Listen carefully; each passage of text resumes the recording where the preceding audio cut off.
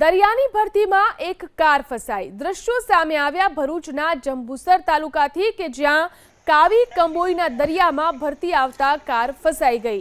દાહોદના કાઉન્સિલર સ્તંભેશ્વર મહાદેવના દર્શન માટે આવ્યા હતા। તેમની કાર દરિયાની ભરતીના પાણીમાં ફસાઈ ગઈ હતી। તો દરિયામાં પાણીની આવક વધતા કાર વધુ ઊંડાણમાં ફસાઈ ગઈ। સ્થાનિક લોકોને ઘટનાની જાણ થતાં તેમણે તાત્કાલિક મદદ માટે પ્રયાસો શરૂ કર્યા હતા। ટ્રેક્ટરની મદદથી કારને સલામત રીતે બહાર કાઢવામાં આવી। આ ઘટનામાં કોઈ જાનહાનિ થઈ નહોતી।